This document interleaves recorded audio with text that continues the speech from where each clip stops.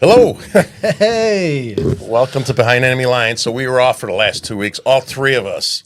Jason, our tech guy, we all were sick. Well, you got sick first, I think. Yeah, I did, but actually. we didn't see you. We just got sick on our own. Yeah. We had that wicked whatever's going around, and I got it the day before Went to America Fest. And COVID, norovirus. it was awful. We're still coughing. I mean, what is it? RSV? Yeah, I don't know what it was, but we're still... It's a bioweapon. So we're like, screw it. We didn't do anything over the Christmas break. So thank you for coming back. Hopefully, those that are familiar with the show, we got real exciting news. First, I just want to restate again, Paul Drabeck is a regular writer for Gateway Pundit now. So that's huge for us, especially for the state of Illinois. No one covers it. We have a couple local rags, but nothing. This is national, international. So we're going to be really, really exposing this stuff on a broader basis that's going on here in Chicago and the country, is that whatever. And then the new development is, I don't know, earlier this week we got a call. We're going to be shown on General Michael Flynn's Patriot TV. So Paul and I, we're going to have a spot at 7 o'clock on Saturday and Sunday. So we'll be moving to that platform. You can see us here too. Only been doing this a year. Yeah, so it's pretty cool. And then our guest, we're having a guest, General Michael Flynn, on next Tuesday, 10 right? o'clock. 10 We're o'clock. gonna have to pre-record it, but he's coming on our show, and that'll be very exciting. So that's the new stuff. So we have a great guest, Todd Bensman, right up our alley. Yeah. Kind of how we made our fame, right? Yeah, I met Todd through Ben Berquam, and Todd was coming to Chicago, and it's kind of funny since Todd came to talk about. He's going to talk about these stories about the most. I guess we had a Muslim terror attack, and we did not guess. We did. We had a Muslim terror attack, and the media really didn't report it. Not at all. There's a number of people I was telling about it being our guests. They're like, I didn't even know there was one. So he's going to talk about that. I'm not going to waste any time talking about that. And Todd will do his bio. He's got a huge bio. It's pretty cool, pretty impressive. Center for Immigration Studies. Yeah. Right? So we're excited about having him on. Before that, I want to talk quickly about Alderman Ray Lopez, and then Paul's going to do a little quick thing. Your new buddy. Yeah, so he's a great guy. I like him. Yeah, he seemed like a good guy. He was on Emerald with you. Yeah, he was on. He's a Democrat, alderman. He's on Fox News all the time, except he's like a normal old school Democrat. He really is. I was raised an Italian American Democratic family, not anymore, but he's great, man, and he's supporting us. He's a Hispanic person, so he's putting forth this amendment that's going to be voted on Wednesday to amend the city of Chicago's welcoming city status. And they can't cooperate at all with the feds and Tom Holman. So Ray was in the meeting I had, we had for him with Tom Holman, and he's supporting it. He's welcoming it. He wants to help fix their communities. He understands the importance of getting rid of these criminal, illegal aliens. And he also agrees, those that had their due process, the 1.2 million that came here and went to court and are deemed to be sent back because they don't fit the asylum status, he agrees they should be sent back. So this is a huge win for us, huge win for Chicago. I mean, for the community, citizens, and I give Ray so much credit because that guy's getting attacked by his own just for being a common sense guy trying to do the right thing. So we're really excited about that. So quickly, I don't know if you have the story up there, Jason. This just came. Ray sent this to me this morning. So he's going to be working with the Sylvia Tabarez, another Hispanic woman, and changing the Welcome City rules and tweaking them, allow the police officials to work with federal agents when they're arrested, convicted of undocumented immigrants of certain crimes. So some of those crimes are, sexual assault, weapons, drugs, human sex trafficking, all the crazy ones, right? These people shouldn't be here. And he's standing up against Johnson. He's standing up against Pritzker in support of just common sense bill, right? So the police and law enforcement officials are not allowed to cooperate with the federal agents or ICE in any case right now. So Tom Holman came in, he pledged document immigrants to Chicago would face mass deportations. And this is part of what Ray wants to help with the criminal elements, right? Let's see here. Oh, so you got the leftists saying, "Oh, this is awful. You know, it's going to create more crime in the minorities because they're not going to cooperate. There's going to be spousal abuse." And by the way, the Venezuelans from the FOIAs I got, they beat the shit out of their wives. I mean, they choke them, they drag them by their hair, they slice their cheeks, they beat their kids up to get back at the wives. One woman sent money back to her parents in Venezuela. He beat the shit out of her because he wanted to keep all our tax dollars for them in the United States, right? So I think they're full of shit, right? Yeah, we got to hit priorities. It's we wrote more than one story on that, on how all those facilities, criminal activity throughout. Yeah, so last thing, because I want to go in here so we get Todd on. Here's what the left's saying. Removing this protection could jeopardize vulnerable people, including mixed status families, who could be victims of domestic violence and hesitant to call the police or 911 in emergency situation.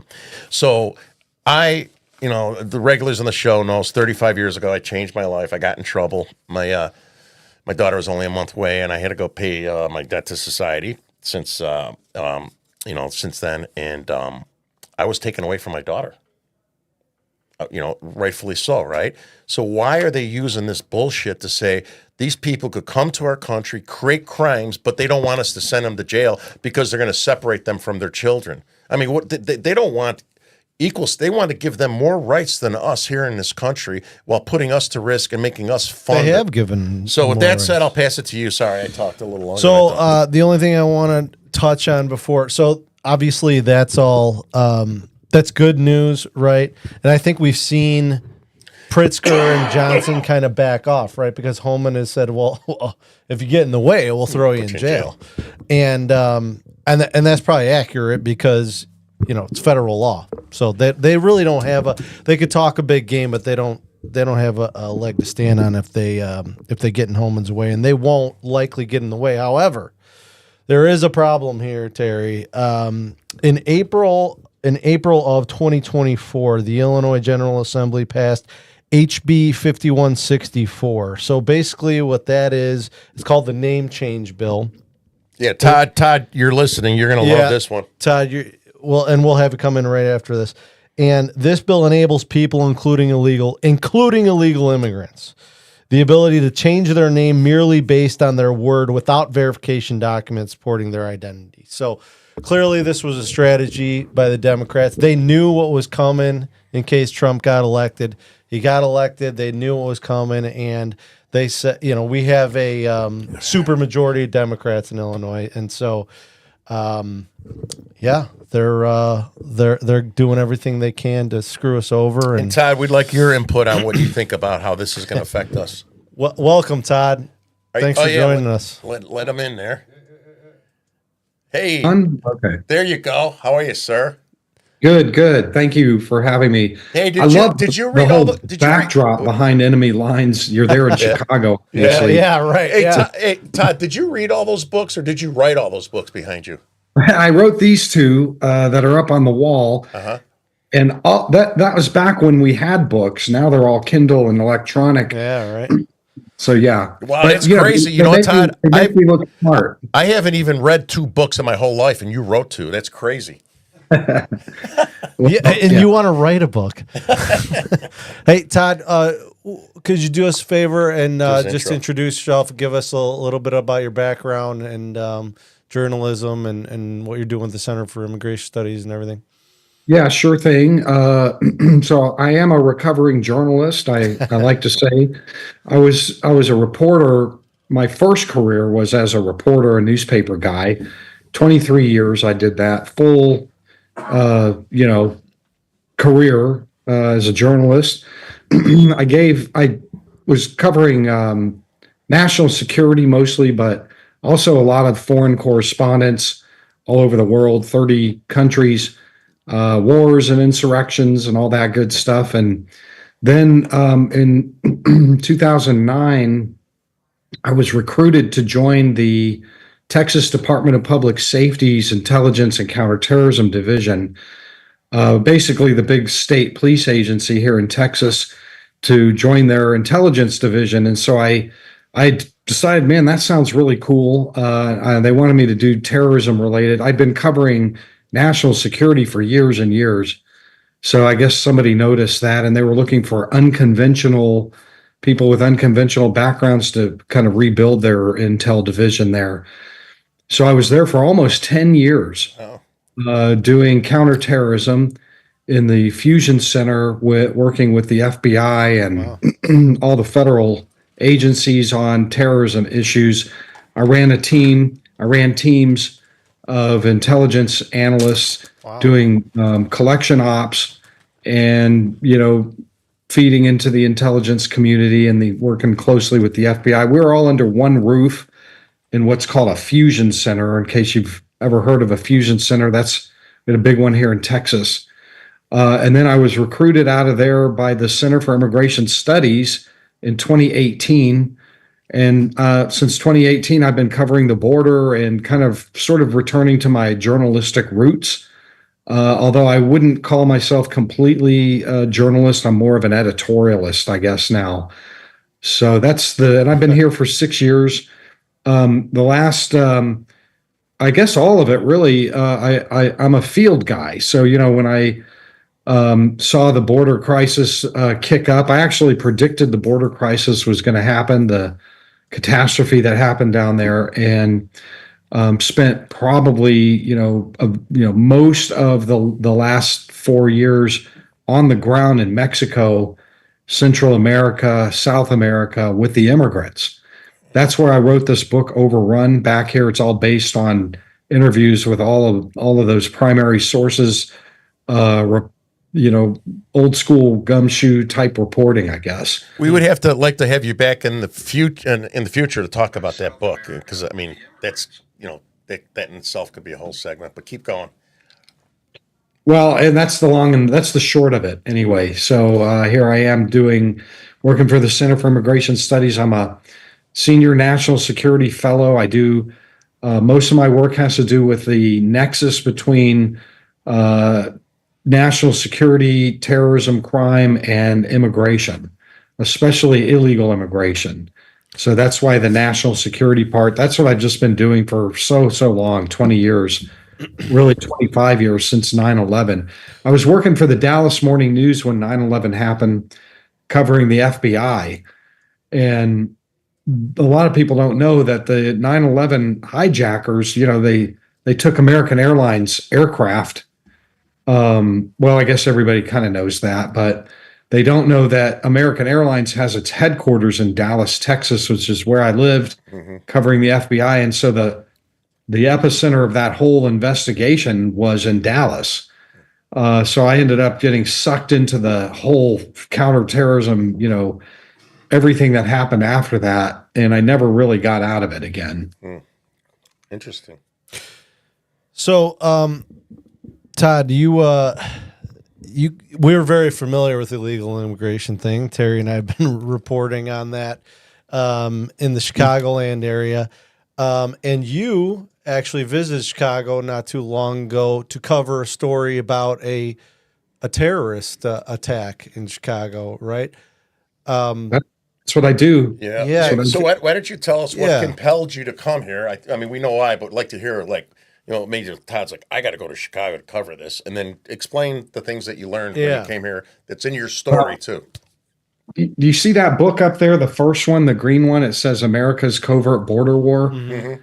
That whole book is about the counterterrorism programs that we put in place on the border to prevent jihadists from infiltrating over the border and conducting attacks in the interior. So I've literally written the book on that. And not to mention that I've traveled all over the world covering the migration of Muslim immigrants from countries of national security interest all over the Middle East. I've been to Syria, Jordan, tracked them all the way through South America, up through Central America, and then into Texas. So this is something that I'm very, very familiar with, but there had never been an attack where that drew blood. There had been close calls. We've caught lots of guys that were trying to or wanted to, but they never actually succeeded. And so when this thing happened in Chicago, all my antennae went up. and all the hairs on my neck stood up, and I knew exactly what the significance was of that event there in Chicago. I wrote about it immediately, of course, saying that, this looks like the first case, and they've been warning about it. The intelligence community and Christopher Wray with the FBI, with increasing frequency, that this was going to happen in this border crisis, because of this border crisis, because of these policies. It's in the 2024 and 2025 Homeland Threat Assessment put out by the intelligence community publicly. They say it in these documents. That is incredibly rare, that they would be that worried. And then, bam, it happened in Chicago. So, Todd, you know what? We lost our focus, because the biggest threat is white supremacists in the United States of America. Right. I mean, listen. Tren de Aragua, MS-13. Yeah. Guys that burn women up in the subway, all of that is legit and it's real, and even to some extent white supremacy and all the rest. But this is something that they have been warning us about for about 3 years straight now, with increasing frequency, the intelligence community. And you have to just add this to the mix. You can't just blow this off. And I saw that it was getting blown off. Yeah. It wasn't getting coverage. And I was looking for coverage. I was looking for the Chicago Tribune. I got a subscription to the damn paper just to read about it. And there were 4 stories in it that were pro forma. They weren't covering it. I knew they weren't going to cover it. It's incredible, right? Mm-hmm. What's that? It's incredible, right? I mean, it's what is your take on that? I mean, obviously you have a journalist background. It seems unprecedented that something of this severity, you just said 3 years of warning from the intelligence community. Do you have any idea why they ignored this story? What is it? I mean, political? I have my theory. I mean, they covered the basics of it, but they didn't knock doors. They didn't try to find out about the shooter. They didn't go. They didn't dig in like we just saw in New Orleans. Right. Heck, within 24 hours of the New Orleans thing, you had a lot of dead there, but within 24 hours, man, you had reporters inside the dude's house giving us a video tour inside the shooter's house. I mean, there was nothing. He wasn't a terrorist, right? He was a U.S. born citizen, a military background. This is the difference, right? And then when they don't cover, here's what I really think. I mean, I was in the business for a long time. I worked in newsrooms, big newsrooms, major newspapers, CBS, everything else. We were all liberal, politically liberal. I mean, not me, but there is a bias in these newsrooms, and especially, I suspect, in a place like Chicago, which is, who said it? One of you guys said it was a super majority. Of Democrats and all the rest. And I think that when they found out that the shooter in this thing was Muslim and a border crosser to boot, and the victim was Jewish, and most of them were all out there, rah-rahing the pro-Hamas demonstrators. Right. That they didn't want to bring attention to it. And it was like less than a week before the national presidential election. None of those people wanted to hand a pretty gift-wrapped package with a bow to Donald Trump 5 days before the election. That's what I think. Yeah, you're right. Right. Yeah. Well, we had a governor that was suggesting he was going to defy the Trump orders, so I'm sure he didn't want to talk about a terrorist killing a Jewish guy. And in Chicago, nobody wanted to touch that thing. They probably had to swallow their bile to write whatever they did. But in any case, the suspect is charged with terrorism. They charged him under pressure from the Jewish community, but they nevertheless charged him under the state of Illinois terrorism statute, which I don't think has ever been used. The FBI disappeared. Wow. They just ceded the battleground to the local police and the Cook County prosecutors, who are I would argue are, very ill-equipped to deal with complex terrorism investigations. I Totally. mean, Yeah, they don't even prosecute people anymore because they're not allowed to. So. Yeah, right. they're not, yeah. But in any case, the guy hangs himself in Cook County Jail before he can stand trial. I was looking for the trial. I think the Jewish community there was looking for the trial Yeah. for information about this thing to come out through this other way. And when he hanged himself, I knew I had to go to Chicago. Yeah. The Could media you wasn't doing talk it. about the crime itself? Because not everyone knows about it. I'm familiar because of you and and reading it, and it's kind of a passion of ours. But explain the crime and what what the guy did, what he tried to do to law enforcement and paramedics and stuff, so they have an understanding. So he was a Mauritanian illegal immigrant. He jumped the border in San Diego from Mexico in March of 2023. He makes his way to Chicago. They let him go. They always do. They ran his fingerprints and nothing popped, so they let him go.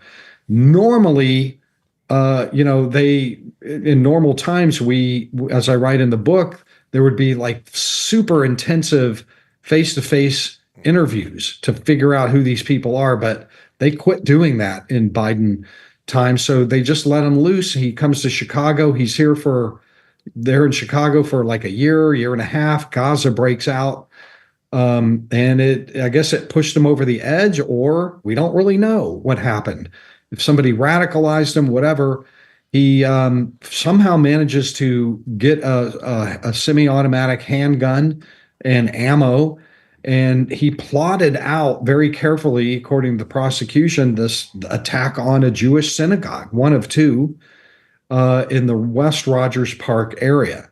So he comes up there ready. He's wearing the green workman's safety vest, which, if you don't know what that means, go take a look at all the video around the world of pro-Hamas demonstrators. Oh, that's right.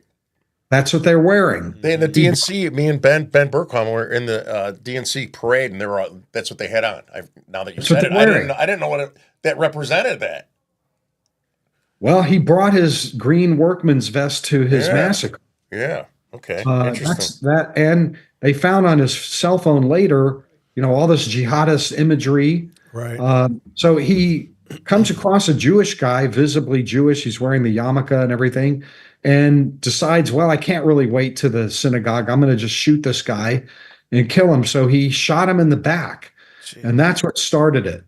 The guy goes down.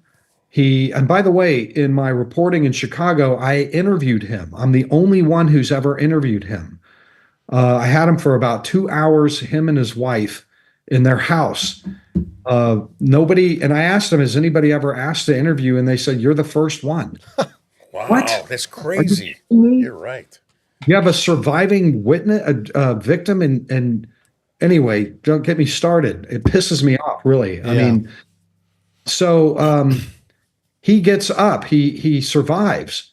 The gunman sees him get up. He was running away, turns back around and pops 2 more rounds off at him, misses. And then they both go running. Next, there's 10 or 15 minute lull. There was a lot of shooting. The shooter, his name is Abdullahi, Sidi Muhammad Abdullahi, goes into neighbors' yards, fixes his gun jam, reloads, waits for the cops to show up. Hey, Todd, sorry, that's an important part, I think, is that when he was going after him and following up after him, what saved the guy was the gun did jam, right? Gun jam. Yeah. That saved him. Yeah. So keep going, sorry. Yeah. And it tells you a lot right there. He didn't know how to clear the jam. Mm-hmm. He was not a good shot, obviously, thank God.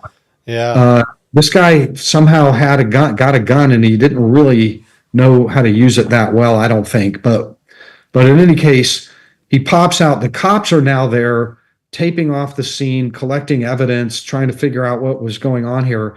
And he pops out of nowhere, out of somebody's backyard, and opens fire on them. He opens fire on another neighbor. And for the next 4 minutes is just this raging gun battle in this upper middle class West Rogers Jewish neighborhood. It's not all Jewish.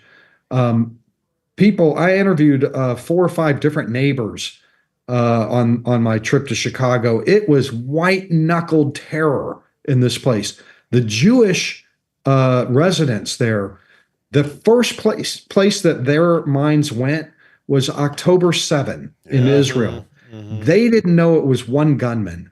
They thought it was another crew, another posse of Hamas guys that were going to break into their house and slaughter them and burn them and rape them. That's where all of them were thinking that way. Yeah. Just to give you a sense, because that was what was in their minds. That's the forefront of a Jewish person's mind right now these days.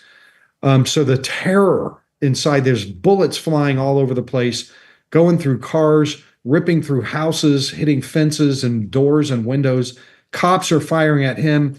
He's retreating, coming out in different other angles, and they finally plug him 3 or 4 times. He goes down, but he's not done. Even after he's down, he's still rising up and trying to shoot at the cops. He fires at the paramedics who are loading the first Jewish victim into the ambulance 13, Chicago Fire Department. They come under fire, and he comes under fire a 3rd time. Bullets are flying all over. They're hitting the ambulance.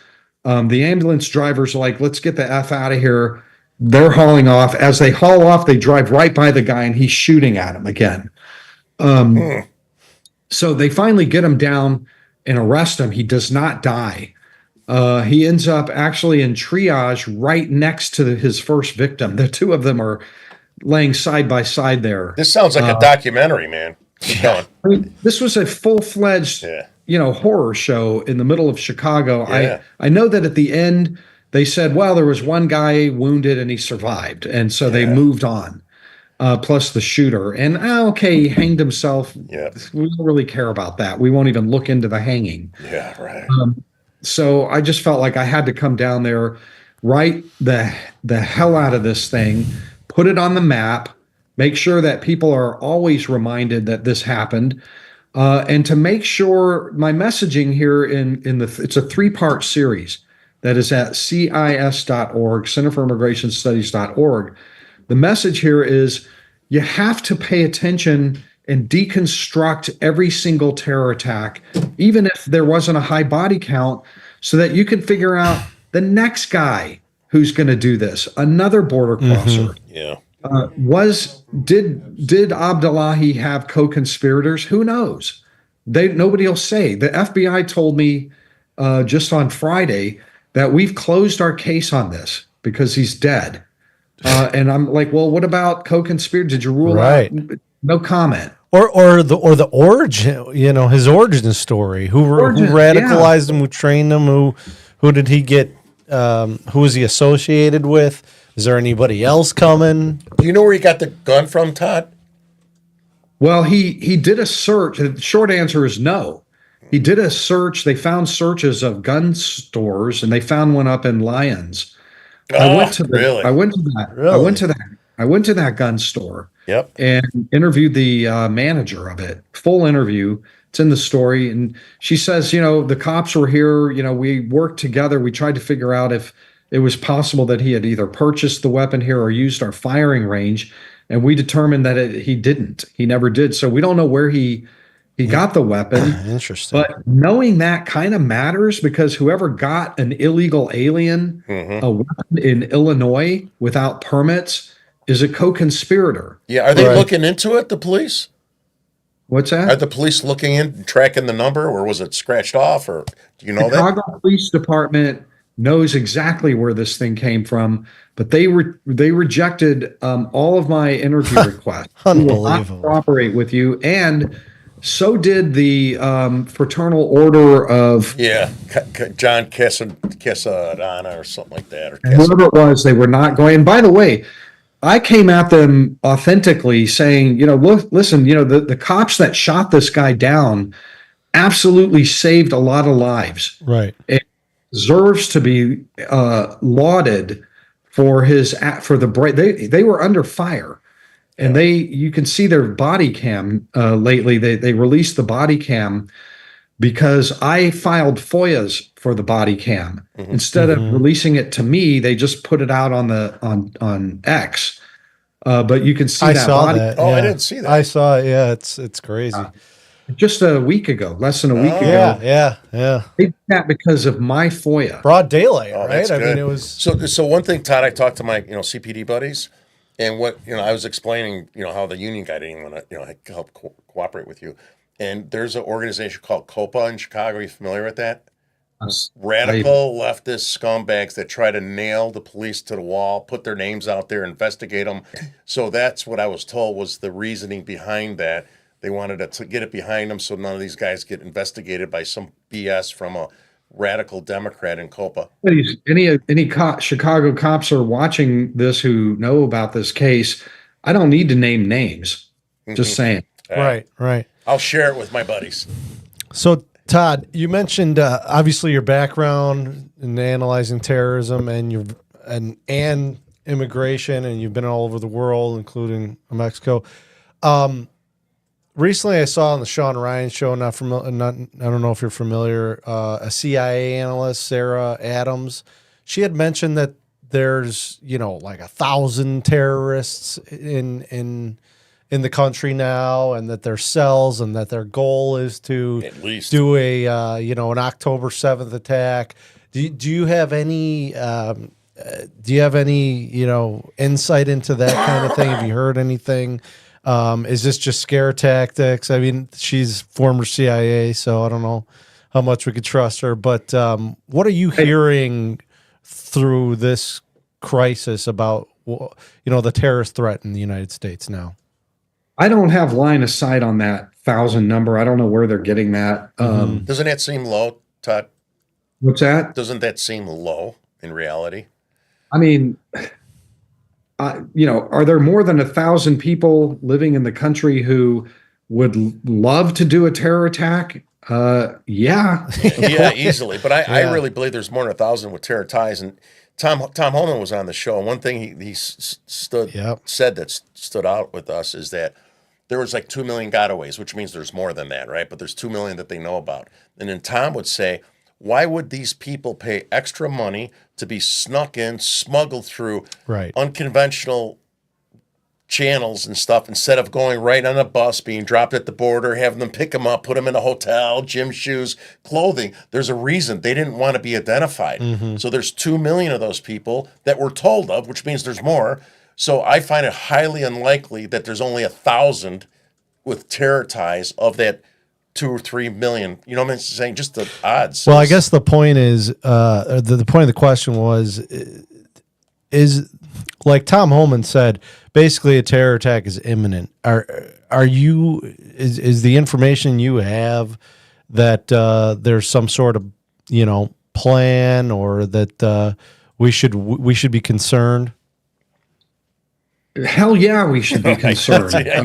Because I mean, listen, here's the thing. This last 4 years of what happened this last 4 years has never happened, like as far as I know, anywhere in the world, in any country that exists presently, or any country that's existed through history down to ancient times. Except the Trojan horse. Yeah. Right. Nobody does this. Right. Nobody ever has done this except crazy. the United States. We're going to let everybody in. And we don't care if they're from Muslim majority countries. So what happened is, let me give you an example. Last year, there was a prosecution in Ohio of an Iraqi asylum seeker. He was a tourist visa overstay. And he had a long history of fighting for Al-Qaeda over there, blowing up our soldiers. We let him in anyway on a tourist visa.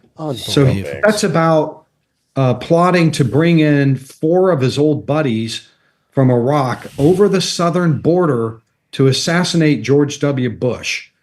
Why wouldn't he have them come in on a tourist visa too? Because it was even easier and safer and less detectable for them to come over the southern border. Right. He knew that's the way to get terrorists into the country during this period. And so just based on that case alone, we got more than 1,000. You have to assume that if you're a terrorist organization anywhere in the world, of course you're going to send your people in right now during this period of time, Right. the Americans are being idiots. We got to get them in there now before they smarten up. Yeah, Todd, I think, I like your opinion on this. I believe there's also like special force type folks from our enemy countries that are in here operating undercover and blending in. Do you think that's a true statement or not? Absolutely. I think that there are military age guys that have come in. I mean, I've met tons. I can't even tell. I mean, I've met Mauritanians all along the migrant trails. I've met Chinese.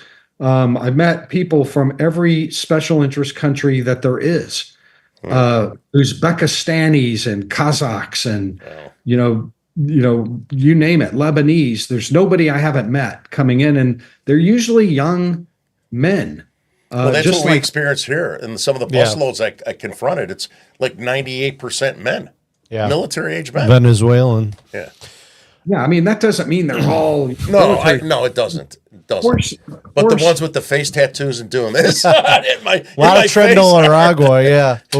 and we covered that actually early on. Found that there was a lot of Trendle Aragua who were migrating to the Chicagoland area. So Todd, you mentioned that you were more of an editorializer now than a journalist. So I'd like to get your opinion. I mean, you mentioned this is unprecedented. You mentioned no country in history, even going back to ancient times, ever done this. What is this merely political in order to grow the welfare state and have a constituency for the Democrats? Is this growing the government thing, bipartisan type situation in order to create more chaos, dependency? What do you what do you think this is all about? Question. I'm asked that question all the time, and I have a little bit of a different spin on it. I hear they're bringing in Democratic voters, but that's not really my assessment as much. Although it definitely will affect the in a population way in the next census the delineation of new congressional districts. Right. So they don't differentiate between. So it will eventually probably benefit Democrats. But I think that this is more ideological and about money and ideology. And what I mean by that is, there was this backlash against the Donald Trump 1.0 and his immigration agenda. Powerful backlash. If you wanted to oppose Trump, the best way to do it is through the immigration and the border policies.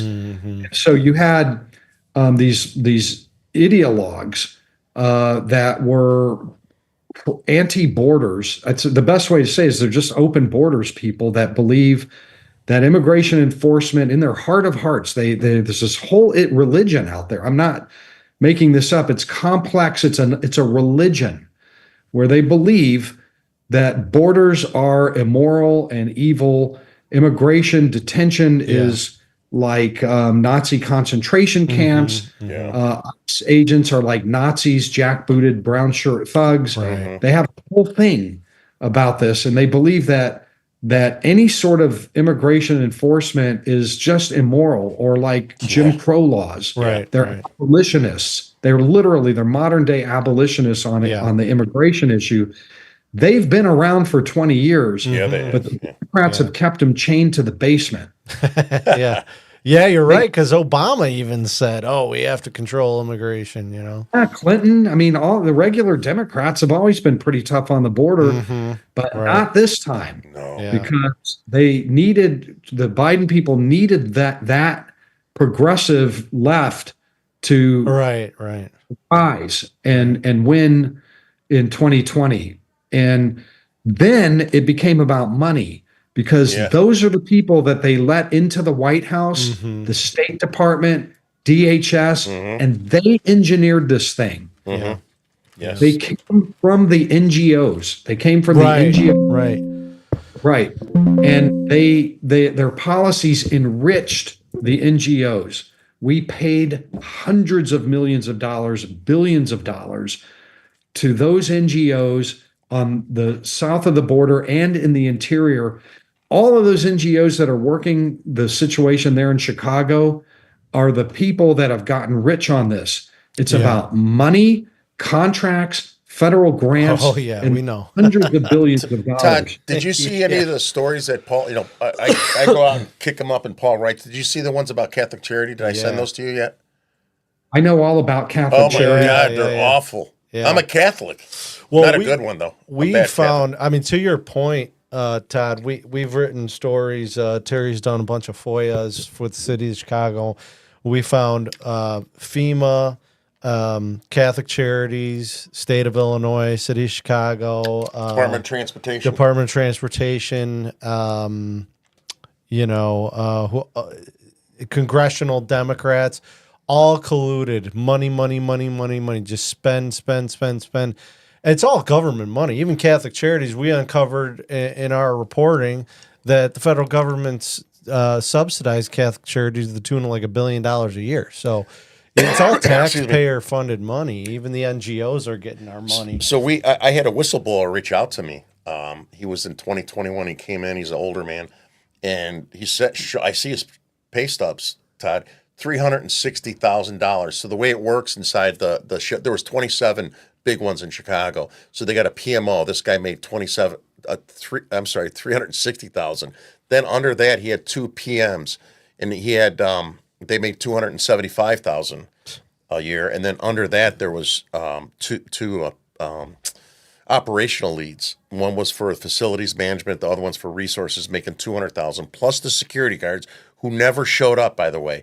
In his facility, was supposed to have two per shift, and he took an Excel spreadsheet to chart how they were not showing up. Got the email he sent to the city of Chicago, and they basically told him that's not our charter, our mission, don't worry about it. And then they threw out half the food, and then the water bottles. Most of them aren't drunk. People have to clean them up. And then I had a friend just reach out to me this week. I haven't saw in 35 years, and he came across on Facebook. And so I haven't talked to him in 35 years. He was a sergeant early on at 4 different facilities. He's telling me how they had all these like computers, brand new bicycles, baby strollers. 2 guys got their own private room, two and two. They got 2 rooms, 52-inch screen TVs and nice furniture to help keep the security in check with the rest of the Venezuelans. And then in the basement, there was a ID. They had an ID hardware set up to print out the Chicago IDs for all these illegals, and they had nice cars. He's going to call me later this week and give me more. Lot, yeah.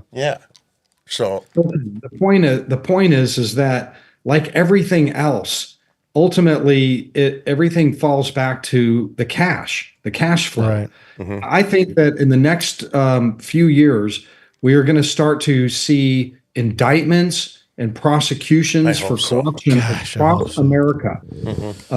This is because I strongly suspect that there was a lot of no bid contracts steered to friends, family. People got rich over 4 years. Just the salaries you guys are telling me about, tally that up over 4 years, and they're millionaires. Yeah, you know what? We'll talk offline. So I got some stuff because you're a real reporter, unlike me.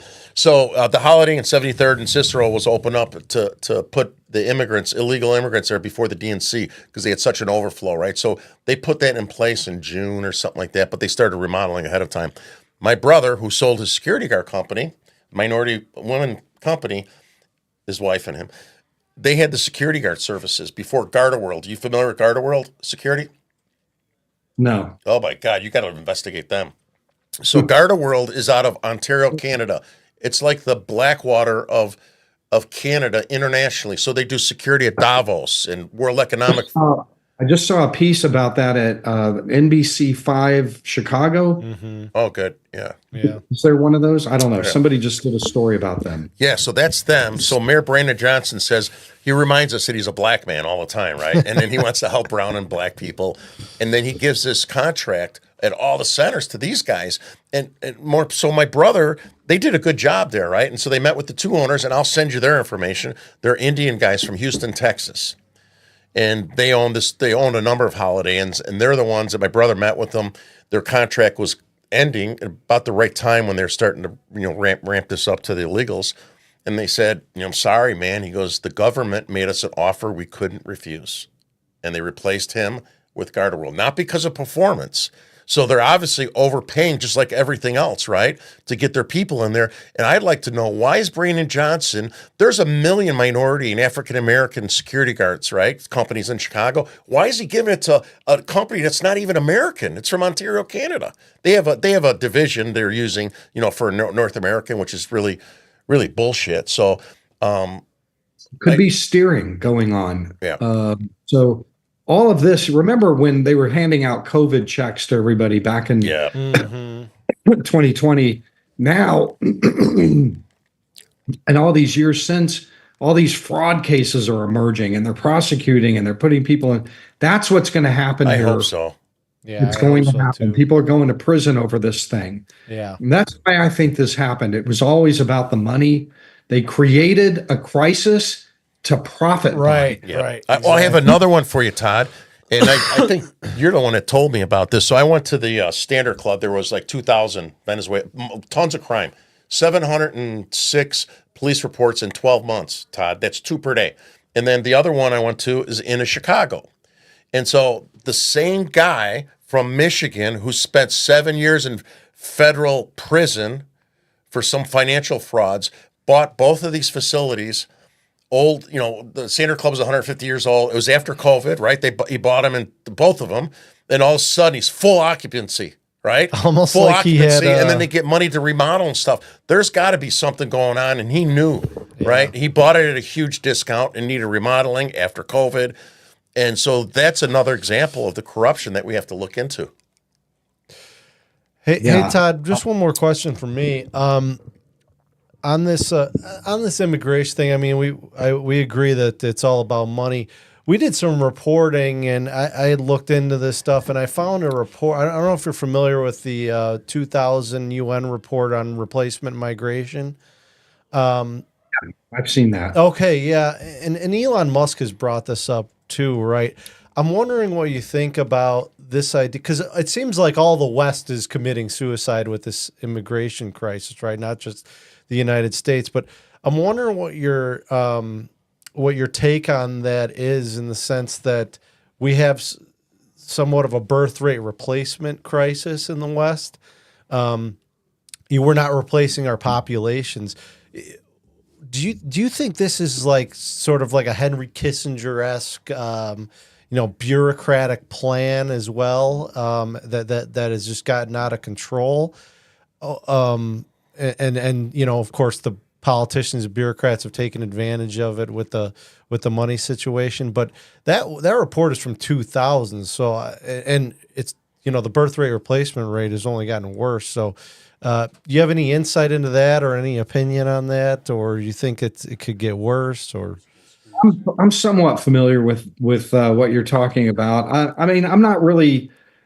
I mean, my feeling is that, the United States is unique in a lot of ways. I mean, we're not Sweden, Norway, or the UK in the sense that, we have always, it's like in our DNA, our tradition to bring in, highly diverse, kinds of people and religions. We've always done that. That's like our thing, that's our thing.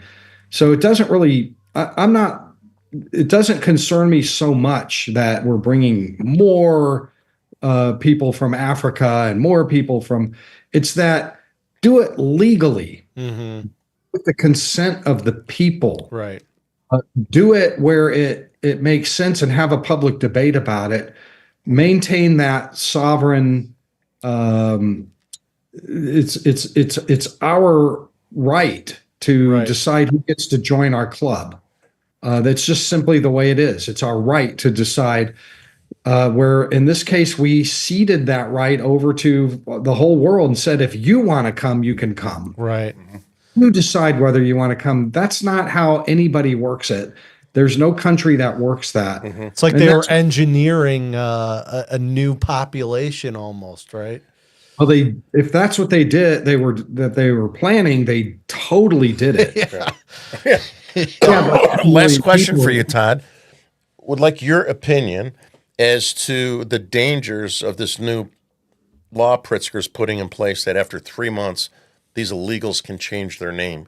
Could you, do you have any? That. Yeah. I have been reading about that with great interest. The part of it that bothers me the most is that they're selling this as well. There's this provision in there that requires the immigrants to report their new name to the police, to authorities, to ICE. But there's no enforcement mechanism for it. It just says, yeah, do it. Yeah. But not if you don't do it, you go to jail. Right. Yeah, right. $10,000 fine or something like that. So it's a wink, wink to we're taking ourselves out of your ICE system. Right. Yeah. That's not, I don't know how Yeah. else to read that. Yeah, that's Yeah. bullshit. Well, this has scary. been great. I'd love to follow up with on some of this other stuff I share with you since you're a real reporter, and some of the FOIAs and all the. I got so much crazy. We haven't really. I've been sick since I talked to you. You know, we're just getting out of this. I got so much stuff that you can really leverage of just crazy, crazy stuff that's going on here. Plus, with the whistleblowers, that you could turn it into something probably. Good. I'm a big fan of FOIAs. Yeah. And litigating FOIAs too. Good, cool. Well, Todd, really appreciate your time. Thanks for answering all our questions. Appreciate you. your work as well. Hey, are those challenge coins behind you on your? They are. Are they? Yep. Oh man, I just happen to have this one here. I got this from my Chicago Proud Boy buddies. It's pretty cool. Yeah. Well, I have a whole other rack over here of those. But yeah, I mean, if you're in law enforcement for 10 years like I was, eventually you get, everybody's handing those. Yeah. That's all from my law enforcement days. So Well, that's nice. That's Cool. cool. Well, thank you so much, man. We really appreciate your time. Yeah. Thanks a lot, Todd. thank you guys. Bring me back anytime. Awesome. Thank you. Definitely. Appreciate Thanks, that. Todd. Bye-bye. And you can go see my stories from Chicago at cis.org. All 3 of them are up. Yep. And on Twitter too, right? And we got What's your Twitter handle? At toddbensman.com, you can find all my work there too. We got Twitter it on the handle screen is there. Bensman Todd at Bensman Todd. At Bensman Todd is his Twitter, so you could go there too and follow him as well. Awesome. Thank you very much, sir. Guys, Bye. Take care, Todd. up the good work. Thanks. Thanks. That was good. Well, that was interesting. It's Awesome. great to finally have somebody. He had an interesting background. Yeah, he does. We'll definitely get him back and talk about that book. So we're having to learn how to keep it under 52 minutes. So I think we're at that time. Yeah. Being that we're going to be on Patriot TV, we got to work within the constraints. I can't even swear anymore. Next Tuesday, Can't General swear. Michael Flynn. I mean, Well, that's, it'll be on Thursday, but yeah, we're going to record it on Tuesday. We're really honored to have him. I'd say Tuesday, that's- 10 o'clock. Remember we talked today. I'd say that's our biggest. Besides Holman, that's our biggest guest Yeah. so far. Huh? No, we're very lucky. Yeah, I it's think gonna be because awesome. all these guys are Army except for me, I think that helped get his attention. No, it's going to be awesome. And I used to be a street soldier. You're some kind of soul. I mean, you got it in your heart, buddy. Look at this place. Thank you, everybody. Thanks a lot. Start watching us on Yeah, Patriot TV. Patriot TV. We'll still be on Thursdays, but they're going to broadcast one on Saturday and something else we'll do on Sundays. Thank you. Take care.